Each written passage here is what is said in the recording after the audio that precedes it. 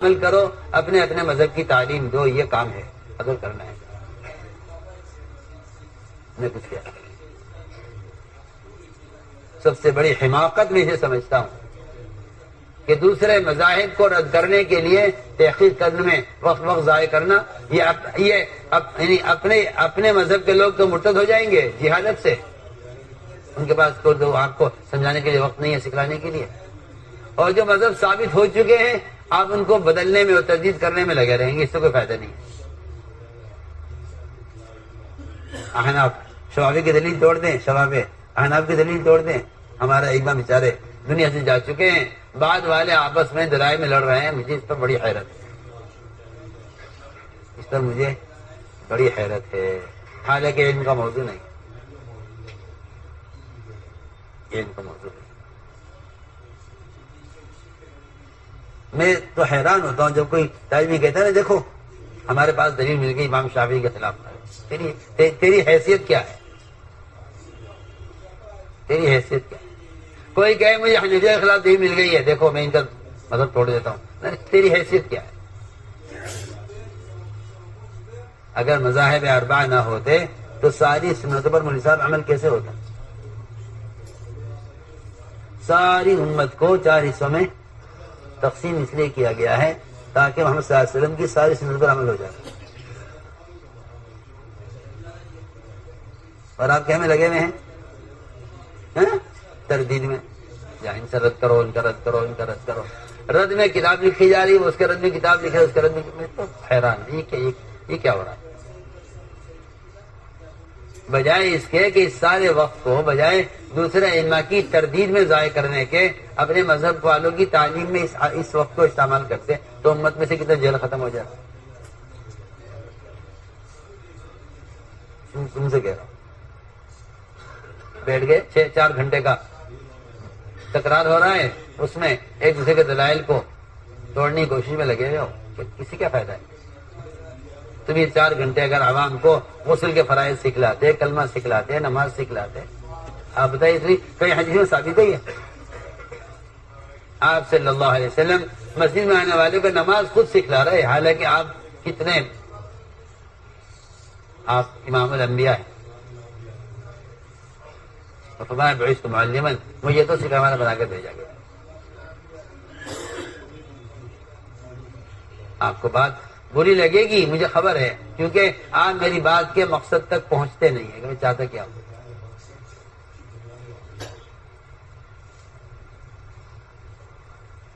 آپ ایک دوسرے کی مذاہب کی تردید کو علم کا اشتغال سمجھتے ہیں، اور میں جاہلوں کو سکھلانے کو ایک عالم کا اشتغال سمجھتا ہوں۔ بس یہ فرق ہے آپ کی سوچ میں ہماری سوچ میں۔ ہم آپ سے کہہ رہے ہیں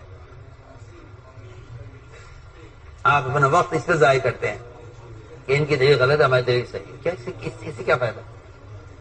جن امام شافعی کی دلیل کو آپ توڑنے کے لیے اپنا وقت ضائع کر رہے، وہ امام شافعی امام ابو حنیفہ کی قبر پر گئے زیارت کے لیے، اور فجر کا وقت ہو گیا، وہاں نماز پڑھی، امام شافعی نے نماز پڑھائی، سارے ان کے اتباع کرنے والے ان کے ساتھ، ان کے مقتدی۔ امام شافعی نے اپنے مذہب پر عمل نہیں کیا، نماز میں بسم اللہ زور سے نہیں پڑھی اور قنوت بھی زور سے نہیں پڑھی، امام حنیفہ کے طریقے پر عمل کیا۔ نماز کے بعد شاگرد نے کہا امام صاحب آپ نے کیا کیا یہ؟ آپ کے مذہب میں تو قنوت بالجہر ہے اور بسم اللہ بالجہر ہے۔ کہنے لگے اپنے شاگردوں سے، اس امام ابو حنیفہ کی قبر پر آ کر شرم آئی کہ ان کے مذہب پر عمل نہ کر۔ اللہ، جو آدمی مر چکا ہے ان کی قبر پر آ کر ان کے مذہب پر عمل کیا، اپنے مذہب پر عمل نہیں کیا کہ شرم آتی ہے کہ ان کی قبر پر آ کے ان کے خلاف کریں۔ سوچی تو صحیح۔ جی ہاں، آپ تو زندوں سے لڑ رہے ہیں اور وہ وہاں امام حنیفہ کے قبر کے احترام میں اپنے طریقوں کو چھوڑ کر ان کے طریقے پر عمل کر۔ سنیے آپ غور کیجیے میں کیا کہہ رہا ہوں۔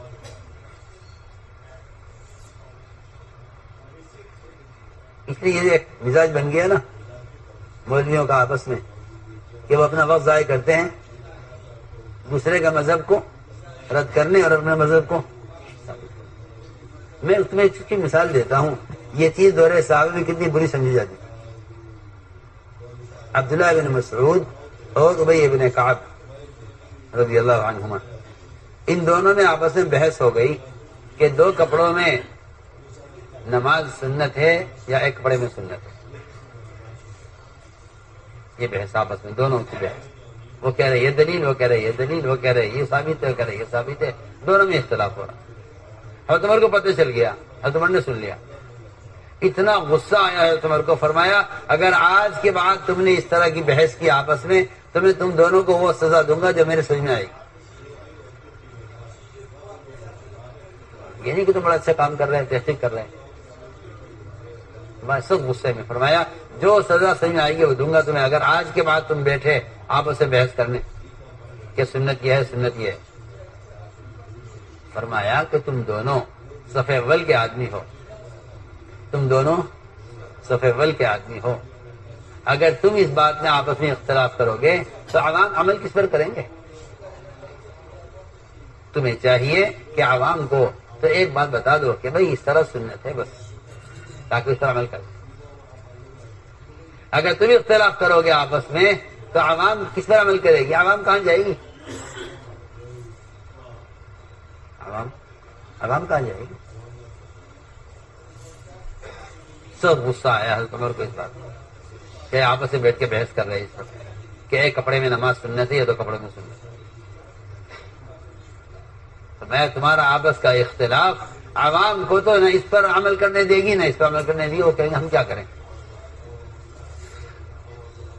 میں سمجھتا ہوں کہ اس کا مطلب یہ تھا کہ تمہارے آپس کے اختلاف سے امت کو کوئی فائدہ نہیں ہے، امت کا بلکہ نقصان ہے. تمہیں چاہیے کہ اپنے اس وقت کو امت کو تعلیم دینے کے لیے کرنے کے لیے استعمال کرو. آپ صلی اللہ علیہ وسلم منبر سے بیان کر رہے. صحابہ میں ایک آدمی نے آ کر سوال کیا مجھے دین سکھلائیے. آپ نے منبر سے بیان ختم کیا، آپ منبر سے نیچے اترے. اس ایک آدمی کو جا کر آپ نے دروازے پر بیٹھ کر آپ نے خود اس کو اسلام کے فرائض سکھلائے. کیوں؟ یہ بتانے کے لیے کہ اگر ایک آدمی کو غسل کے فرائض معلوم نہیں، ایک آدمی کو نماز کا طریقہ معلوم نہیں، ایک آدمی کو اسلام کے فرائض معلوم نہیں، تو یہ مقدم ہے اس کو دین کی تعلیم دینا. آپ پرانے طلباء کے تخصصات سے یہ عمل مقدم ہے.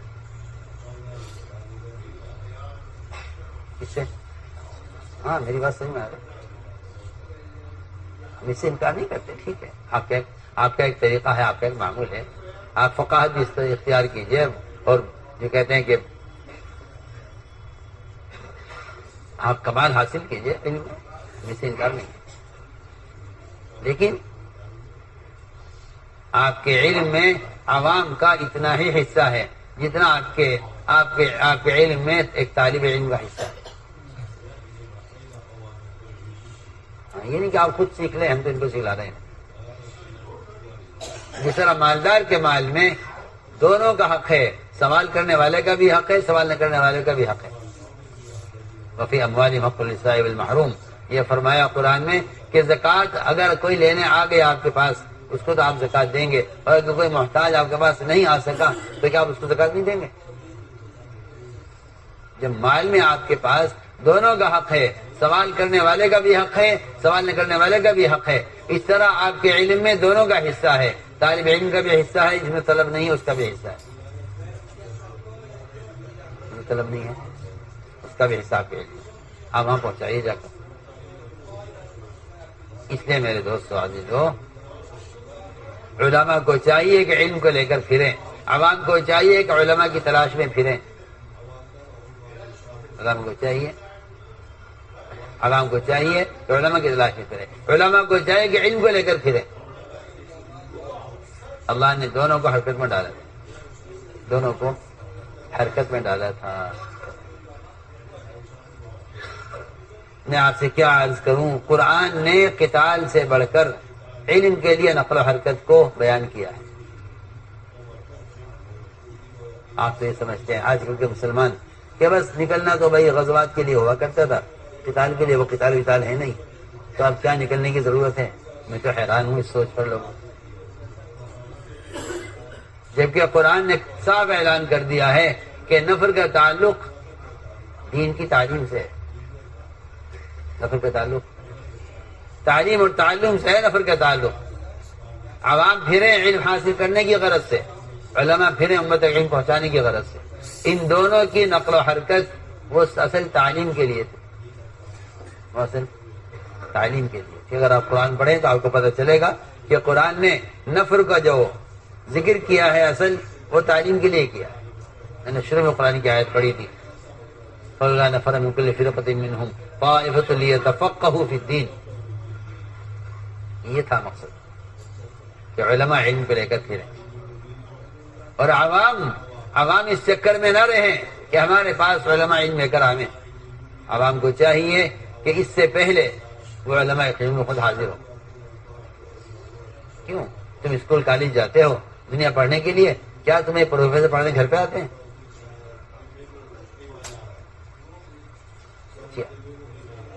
آپ چاہتے ہیں علم میرے پاس لایا جائے، جو آدمی یہ چاہتا ہے علم اس کے پاس لایا جائے، اللہ اس کو علم سے محروم کر دیں گے. سنو میں کیا کہہ رہا ہوں. اس زمانے کے لوگوں کے تو بیچاروں کی عقلیں ماری گئی ہیں. ان کو تو رواجی چیزیں سنت کے مقابلے میں اچھی لگتی ہیں، اس لیے جن آلات پر فلم ہوتی ہے اسی میں علم چاہتے ہیں کہ دونوں ایک ساتھ چلتی رہیں. جی ہاں، کیونکہ عقل خفت ہو چکی ہے. اور جب آدمی کی عقل ماری جائے اور وہ اپنی آنکھ دل کی آنکھ سے اندھا ہو جائے تو اس کو حرام آلات ہدایت کے لیے اور گمراہی کے ذرائع اس کو تربیت کے لیے نظر آنے لگتے ہیں. یہ اس کا اپنا اندھا پن ہے. یہ اس کا اپنا اندھا پن ہے. میں آپ سے کھل کر کہہ رہا ہوں، اس زمانے کے لوگ جاہل ہیں اور اندھے ہیں اس بات سے کہ محمد صلی اللہ علیہ وسلم کا طریقہ تعلیم کیا تھا.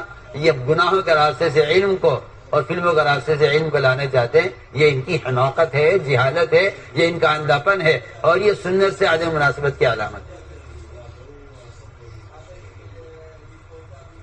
کیوں؟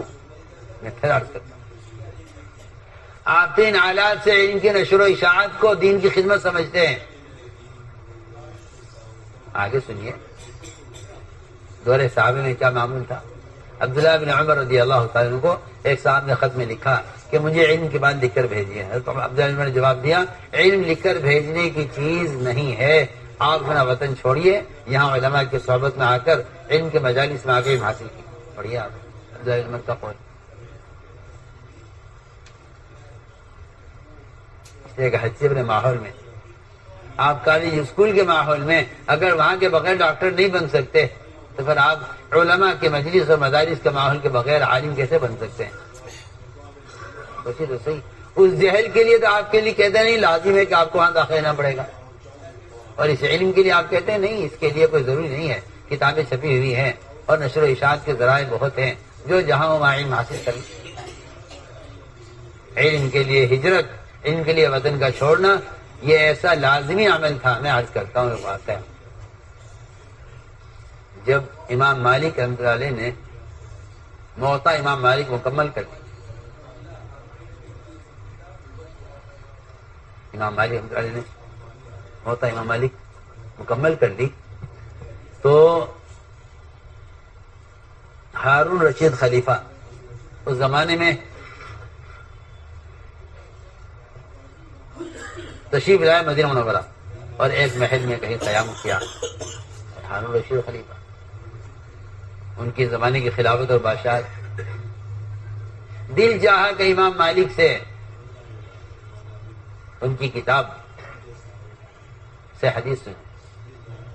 تو امام مالک کے پاس خلیفہ نے اپنے وزیر کو بھیجا، جعفر برمکی کو، کہ جاؤ امام صاحب کے پاس جا کر کہو کہ خلیفہ ہارون رشید آپ سے حدیث سننا چاہتے ہیں، آپ تشریف لائیں ہمارے پاس اور کتاب لے کر آئیں اور ہمیں حدیث سنیں. یہ بادشاہ کی طرف سے وزیر آیا پیغام لے کر امام مالک کے پاس. اس جگہ امام مالک نے فرمایا، وزیر سے کہا امام مالک نے، جا کر کہہ دو بادشاہ سے علم چل کر کسی کے پاس نہیں جاتا. آپ کو علم حاصل کرنا ہے، اپنا محل، اپنی جگہ چھوڑیے اور یہاں آئیے مسجد میں اور یہاں علم کے حلقے میں آ کر علم حاصل کریں. یہ کہہ کر امام مالک نے وزیر کو واپس جاؤ. کہتے جا کر بادشاہ پیچھے پیچھے خود بھی آ گئے. بادشاہ نے پوچھا امام مالک سے کتاب لائے ہو؟ امام مالک نے فرمایا آپ کو شرم نہیں آتی؟ جس علم کو جبرائیل 50,000 سال کی مسافت سے لے کر آئے ہیں تم یہاں بیٹھ کر کہتے ہو کہ علم میرے پاس لایا جائے. اگر آپ چاہتے ہیں علم آپ کے پاس لایا جائے تو اللہ اس بادشاہت کو خاک میں ملا دیں گے, آپ کہیں کے نہیں رہیں گے. اگر آپ علم چاہتے ہیں تو اٹھیے یہاں سے اور وہاں علم کے حلقے میں بیٹھ کر علم حاصل کیجیے. حدیث سننے کے لیے امام مالک رحمۃ اللہ علیہ نے بادشاہ کے دربار میں حدیث بیان نہیں کی.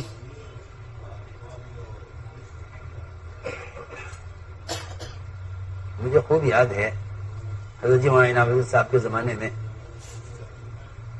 دلی والوں نے کہا جی حضرت وہ ہمارے جامع مسجد کے آس پاس بڑے بڑے پارک ہیں, بڑے بڑے میدان ہیں, وہاں لوگ بیٹھے تھے گناہ کے کاموں میں مشغول رہتے ہیں, تاش کھیلتے رہتے ہیں, مسجد میں آتے نہیں ہیں, مسجد میں آتے نہیں ہیں, کوئی ناپاکی کا عذر کر دیتا ہے تو ہم کیا کریں؟ ہماری آپ سے درخواست یہ ہے کہ کچھ دن کے لیے ہم وہاں ان کی مجلس میں ان کے حلقوں میں تعلیم شروع کریں تاکہ وہ تھوڑا سا سنے مانوس ہوں, کچھ پھر مسجد میں آ جائیں گے. میں نے کہا میں نے اچھی عادت, ہم تو انہیں پاک کرنے کے لیے مسجد میں لانا چاہتے ہیں اور یہ تعلیم کو باہر لے جانا چاہتے ہیں. انہوں نے فرمایا بالکل کوئی گنجائش نہیں ہے کہ تعلیم مسجد سے باہر لائی جائے, ان کو جا کر دعوت دے کر انہیں تعلیم حلقہ میں لے کے آئے. تو میں آج کر رہا تھا, میں نے کہا اس زمانے میں لوگوں کی سوچ یہ ہو گئی. اور وہاں خلیفہ ہارون الرشید امام مالک کو بلا کر اپنے محل میں حدیث سننا چاہتے ہیں ان کی زبان سے. انہوں نے کہا کہ اگر آپ یہ چاہتے ہیں تو اللہ آپ کو ذلیل کریں گے اور اللہ آپ کی بادشاہت خاک میں مل جائے گی, آپ کہیں کے نہیں رہیں گے. اگر آپ یہ چاہتے ہیں کہ علم آپ کے پاس لایا جائے, یہ آپ کے اندر تکبر کی علامت ہے. اگر آپ علم چاہتے ہیں تواضع اختیار کریں, اپنا محل چھوڑ کر مسجد میں آئیں. یہ بڑھیا بھی ہے. بات سنتے ہی امام مالک کے ساتھ ہو گیا بادشاہ, اور وہاں سے نکلے سیدھے وہاں پہنچے. امام مالک نے فرمایا کہ ہمارا طریقہ یہ ہے کہ حدیث پڑھی جاتی ہے تو 2 زانوں ہو کر زمین پر بیٹھا جاتا ہے, آپ یہاں تشریف رکھیے. بیٹھا بادشاہ خلیفہ, امام مالک نے پڑھی ہے حدیث, ہم سنیں گے آپ سے. انہوں نے کہا یہ جو عوام الناس بیٹھے ہیں نا کم مسجد میں, یہ کہ آپ کے پاس ان کو باہر نکالیے. یہ جو آپ کے کمرے میں یہ جگہ پر عوام الناس بیٹھے ہوئے ہیں, پہلے ان کو ہٹائیے پھر ہم پڑھیں گے. امام مالک نے فرمایا کہ جب خواص کی رعایت میں عوام کو ان حلقے سے الگ کر دیا جائے گا تو خواص کو بھی کوئی فائدہ نہیں ہوگا. یہ ہم آپ سے عرض کرتے ہیں. اگر خواص کی رعایت میں عوام کو ان حلقے سے الگ کر دیا گیا تو خواص کو بھی کوئی فائدہ نہیں ہے. کیوں؟ اس کی وجہ یہ ہے کہ اجتماعی اعمال پر اللہ کی طرف سے سکینہ نازل ہوتی ہے. اجتماعی اعمال پر جو فرشتوں کا نزول ہوتا ہے وہ اجتماعی اعمال یہ ہیں کہ امت کا ہر طبقہ ان حلقوں میں جمع ہو. چند لوگوں کا حلقہ لگانا اجتماعیت نہیں ہے. مختلف خیال کے لوگ, بادشاہ سے لے کر غلام تک, مالدار سے لے کر فقیر تک, سب ایک حلقے میں جمع ہوں تو ایسے حلقے کو فرشتہ آسمان تک آپ روزانہ سنتے ہیں. اس سے یہی تو ان کے حلقے مراد تھے جو مسجد میں قائم کیے جاتے ہیں. میں نے تو ایک واقعہ اس لیے سنایا, اس لیے دوستو عزیزو یہ بات اچھی طرح یاد رکھو کہ یہ نقل و حرکت اصل تعلیم کے لیے ہے. نقل و حرکت تعلیم. میں نے شروع میں حدیث پڑھی تھی, آپ نے فرمایا حدیث میں کہ میری مثال جو میں علم لے کر آیا ہوں اس کی مثال بادل کی طرح ہے. اللہ نے مجھے علم ہدایت دے کر بھیجا ہے, اس کی مثال بادل کی طرح ہے. آپ دیکھیے بادل سے آپ ان کی مثال دے رہے, علماء کو آپ اپنا وارث کہہ رہے, اور آپ جانتے ہیں کہ بادلوں میں حرکت ہوتی ہے. بادلوں میں آپ فرما رہے ہیں زمین امت زمین کی طرح ہے, امت زمین کی طرح ہے، بادل علماء کی طرح ہے. آپ بتائیے حرکت میں کون ہوتا ہے؟ حرکت میں بادل بنجر زمین جا کر برستے ہیں، ان زمینوں پر سیراب، ان زمینوں کو پانی سیراب کرتے ہیں، وہ زمینیں درخت اگاتی ہیں، ساری مخلوق اس سے نفع حاصل کرتی ہے.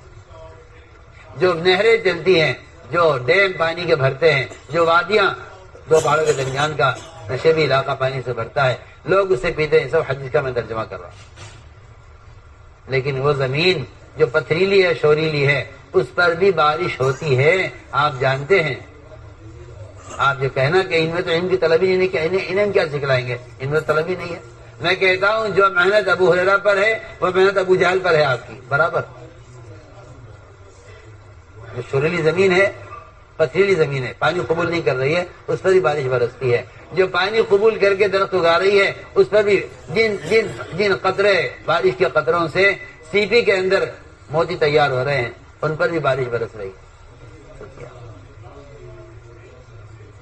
حضرت طہیر رضی اللہ عنہ حضرت ابو ہریرہ کو لے کر آئے ہیں. جس قوم کی ہلاکت کی آپ سے بد دعا کرانا چاہتے تھے، اس قوم میں سے ابو ہریرہ آئے ہیں. آپ سوچیے تو صحیح، سارے محدثین کے امام کہ نہیں جاؤ جا کے قوم میں محنت کرو، قوم میں جا کر ان کو لے کر. ابو ہریرہ رضی اللہ تعالیٰ عنہ امام المحدثین ہیں. یہ اس قبیلے کے ہیں جس قبیلے کی ہلاکت کے لیے بد دعا کرانا چاہتے تھے. اس قبیلے کے سردار طفیل بن عامر دوسی رضی اللہ عنہ، وہی کہ ابو ہریرہ دوسی ہے. تو میں نے عرض کیا کہ اصل ہے نقل و حرکت، اصل ہے نقل. بعضوں کی نقل و حرکت سے زمین سیراب ہوتی ہے، اس طرح علماء کی نقل و حرکت سے امت کا جہل ختم ہوتا ہے، بلکہ علماء کو امت کے جہل کا مشاہدہ ہوتا ہے.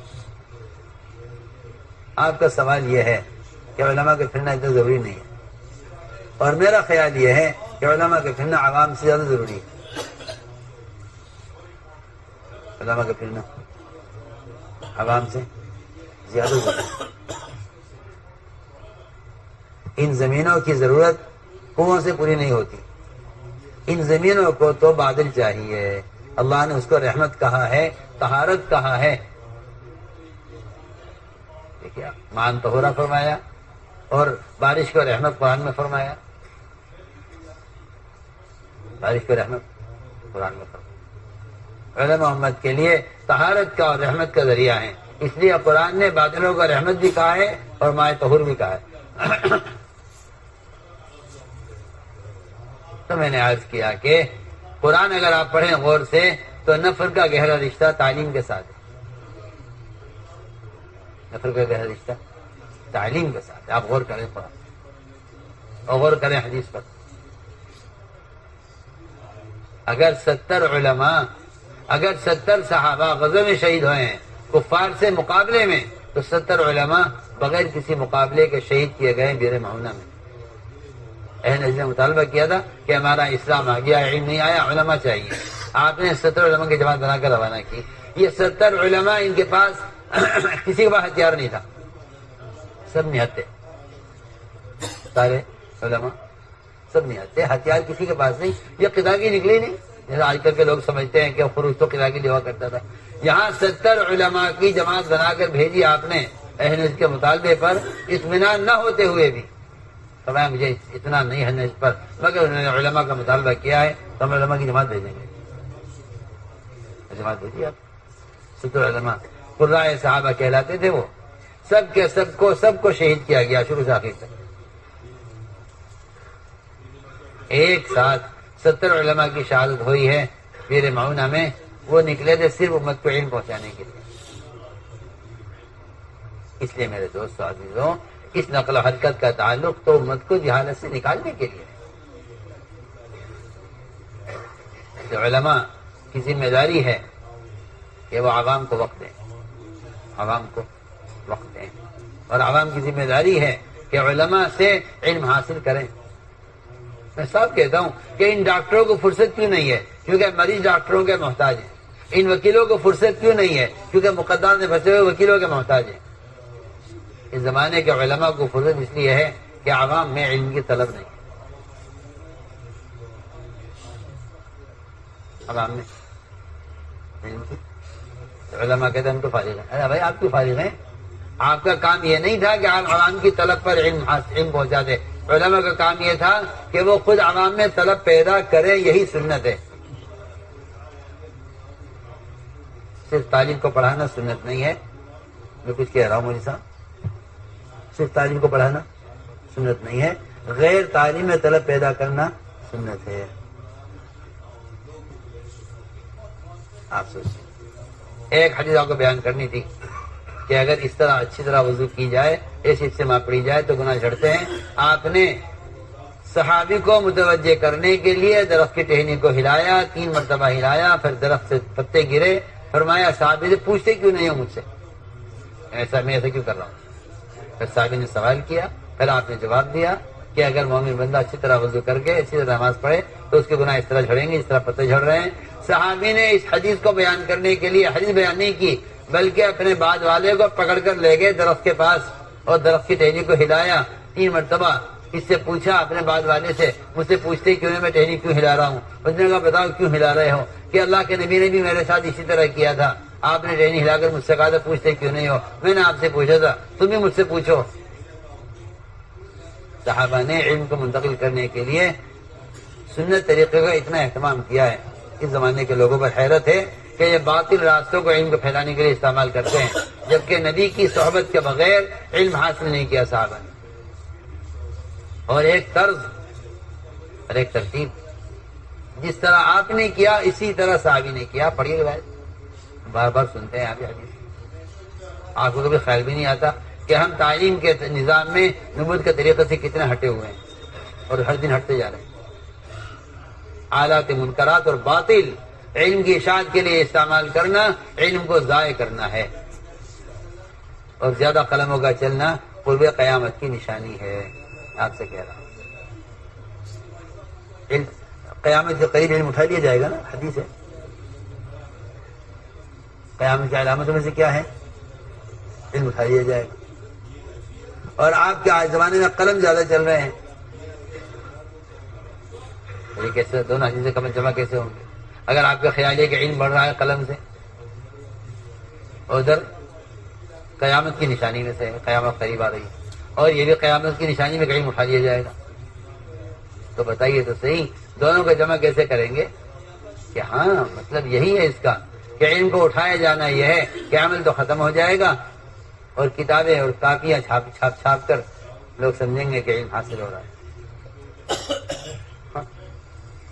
امام غزالی اپنے زمانے کے کتب خانے کہلاتے ہیں, اتنا اللہ نے علم دیا تھا.